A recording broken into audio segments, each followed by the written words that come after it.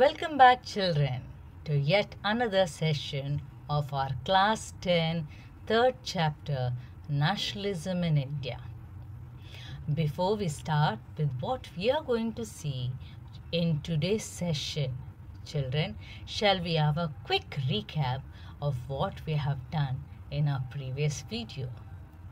So, children, we had seen the topic how participants saw the civil disobedience movement. We had divided our study into groups like the participation of the rich communities and the poor peasants in the countryside or in the rural areas.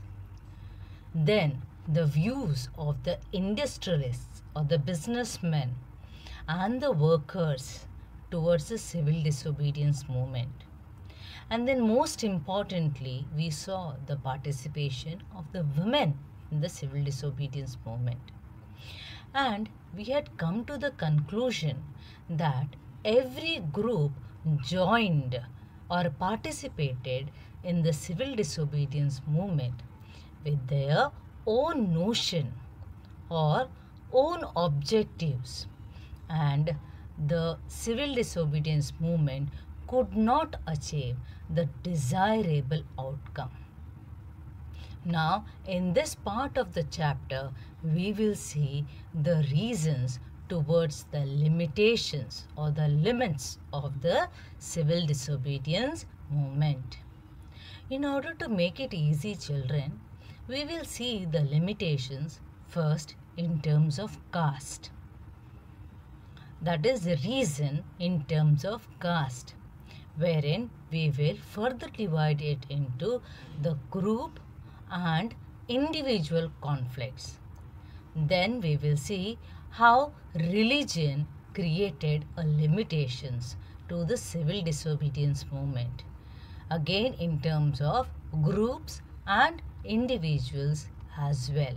There were some groups in the society who were unaware or ignorant with the abstract idea of Swaraj.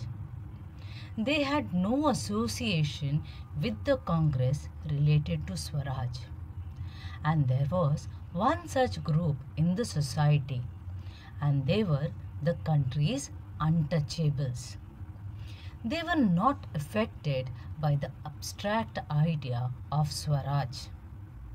Later, in 1930s, they started calling themselves as Dalits.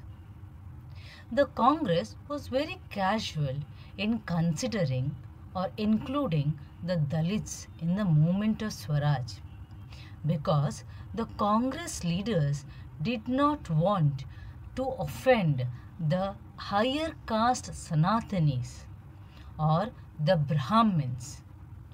The Congress leaders believed that if they gave a better platform to the Dalits, then they would annoy the high-class Brahmins, as the Congress was a Brahmin-dominating party. And they felt that if the Dalits were included in the Congress, it would alienate the high-caste Hindus or the Sanatanis. But Gandhiji opposed this and declared that without removing untouchability from the society, the Swaraj wouldn't be accomplished even in 100 years to come. Gandhiji gave them the title of Harijan, which meant God's people or God's children. Gandhiji organized satyagrahas to give the equal status to them in the society, like their entry in the temples and public wells, roads, schools, etc. But it still alienated them from the society. Gandhiji himself cleaned the toilets. Now in this image, can you see a person? He is cleaning the toilet over there. He is none other than Gandhiji. Okay. Now Children, do you know many years ago there were no flush toilets?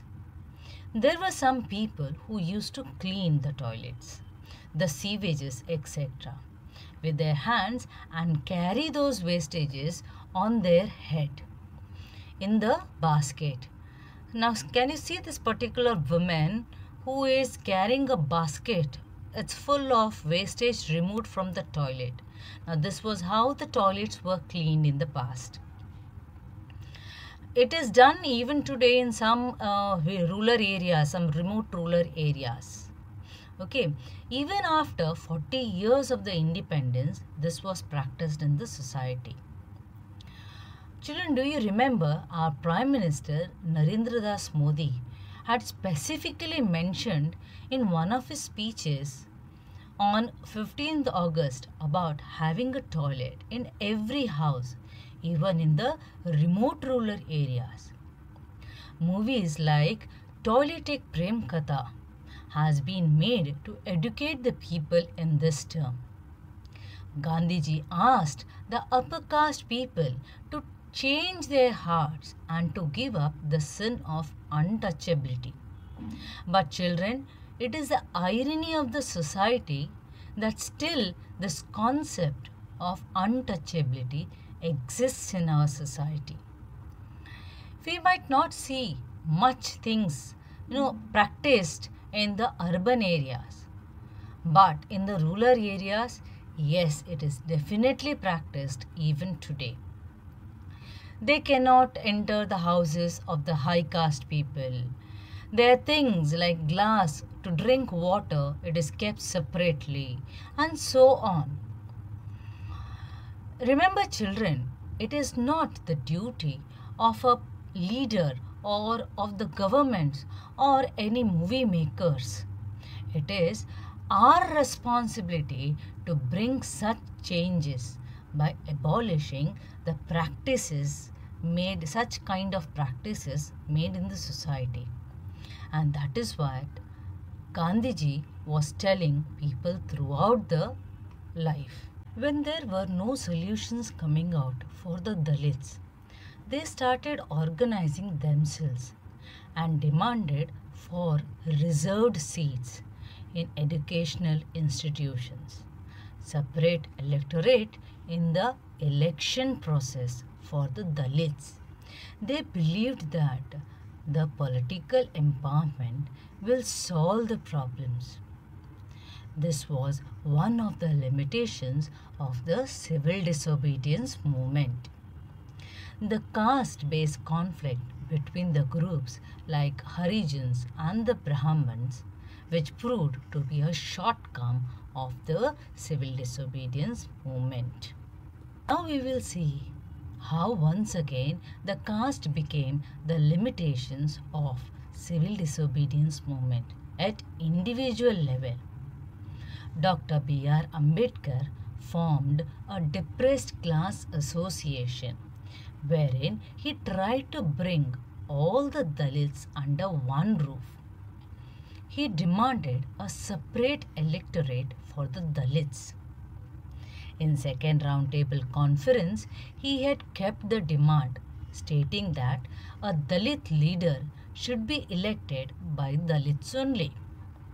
This demand of B.R. Ambedkar was accepted by the British in the roundtable conference. But when Gandhiji came to know about the Dalits' demand for separate electorate under the leadership of Baba Saheb Ambedkar, he was very disappointed and decided to fast unto death because he wanted the society to be united.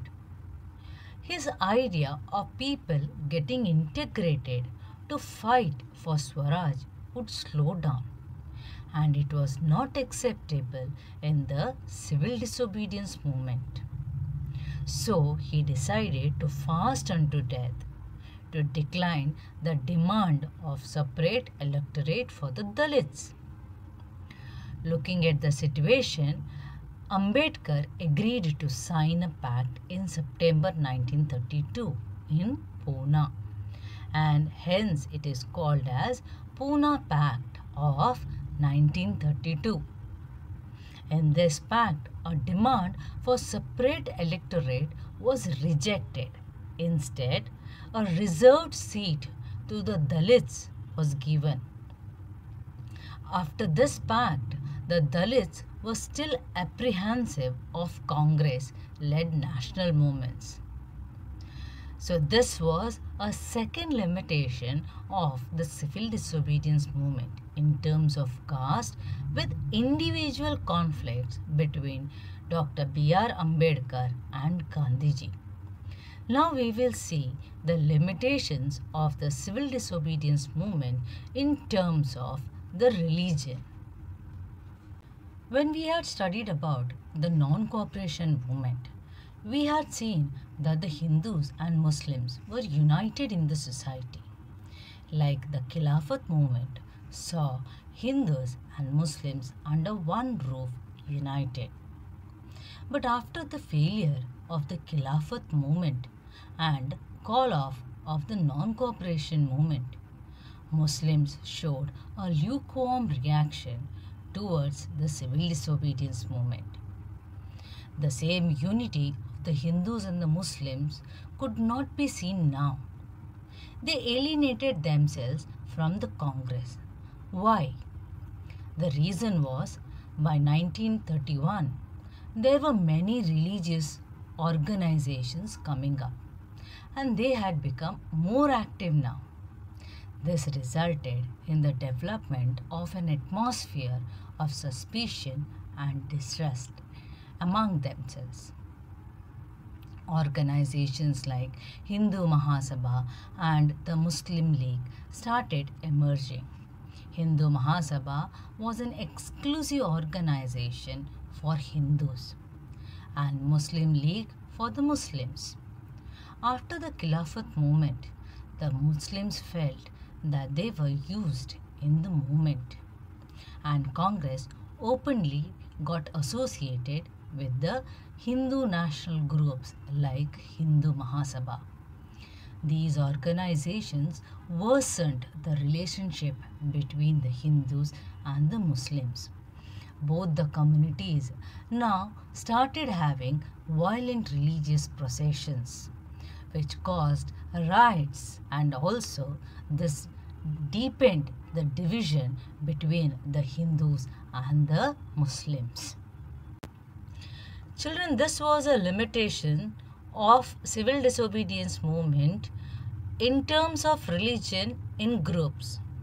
Now we are going to see about the limitations of the civil disobedience movement again in terms of religion, but under the individual ground. Now children, you can see some images here, some images of the leaders here. Now this is the image of Jawaharlal Nehru. This is the image of our Mahatma Gandhi ji. But who is this one? This is Muhammad Ali Jinnah, the leader of the Muslim League. Now children, as Dr. Babasaheb Ambedkar had demanded for a separate electorate for the Dalits, similarly Muhammad Ali Jinnah also demanded a separate electorate for the Muslims. But the Gandhian and the Nehru Congress was not willing to do that. So there was a renegotiation between the Congress and the Muslim League.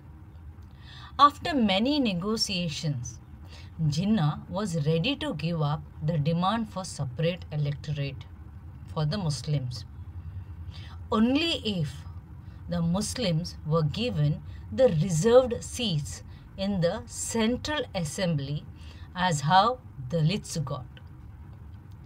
Then the representation should be in proportion to the population.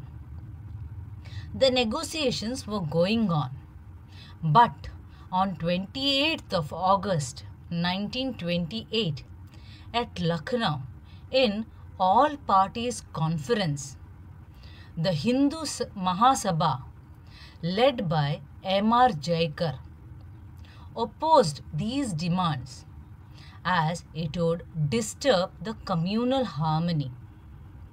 This conference report is also called as a Nehru report.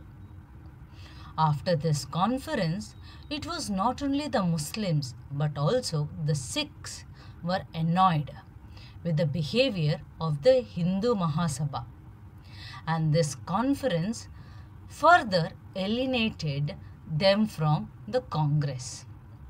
Children, this information is apart from your textbook.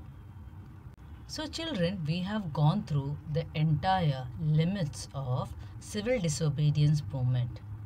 That is the conflicts in terms of groups and individuals, in casteisms, and also on the basis of the religion. So these were the shortcomings which did not lead to get a desirable outcome for civil disobedience movement. Children will preparing the answer for this particular question. You have to prepare in this method itself, that is bifurcate your answer in terms of casteism, again under that groups and individuals, what was their contributions there, and then the limitations in terms of religion and again groups and individuals. It becomes easy for you to remember the facts.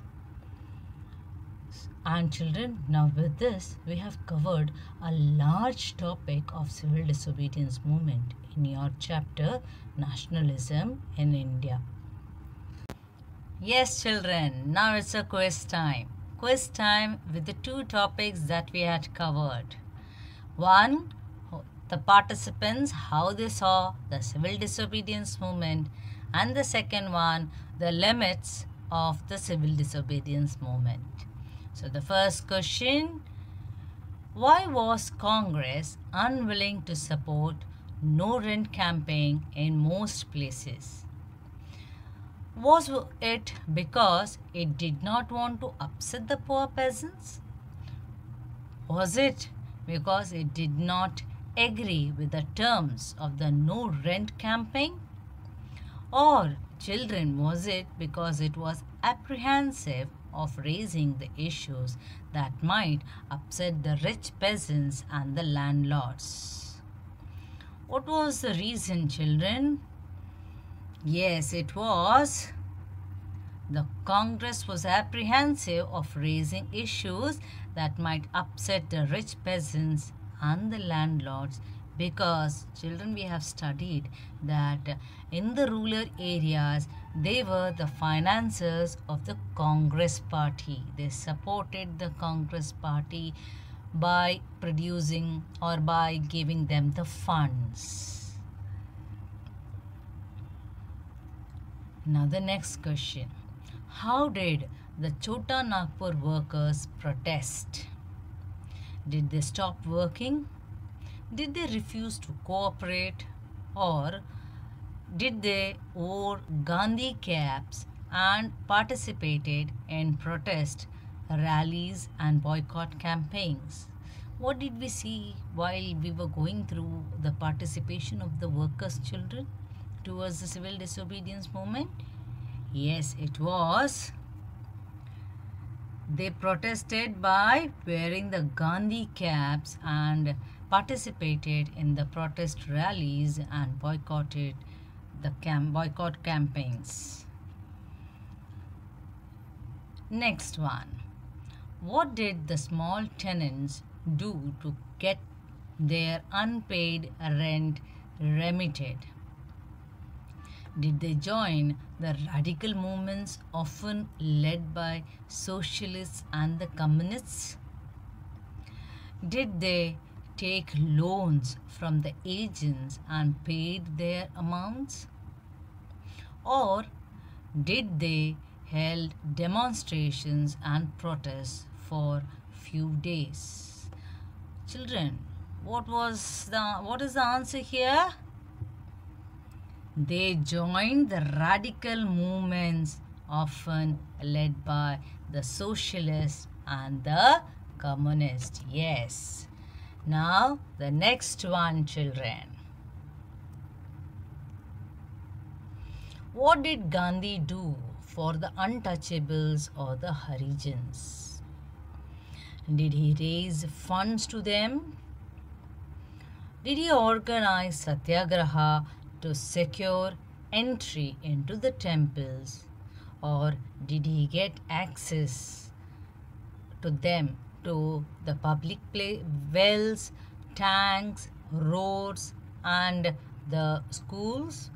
What did Gandhiji do to the Harijans or the untouchables? Children, one was he organized satyagraha to secure entry into the temples for them and also to get access to the public wells and tanks, roads and schools. Next, how was the relationship between the different communities when the civil disobedience movement started? Was it a cordial relationship, that is a friendly relationship? Was it a distrust among them or a hatred among them? Children, what was it? It was, we have seen that, right? It was a distress among the different communities, especially among the Hindus and the Muslims. Yes, children. Now, children, with this we end this session of the chapter, this part of the chapter, that is the limits of the civil disobedience movement. In the next concluding video, we will see how the sense of nationalism developed among the people in our country. That is how a sense of belonging towards the nation could be developed. We will see that particular topic in our next video.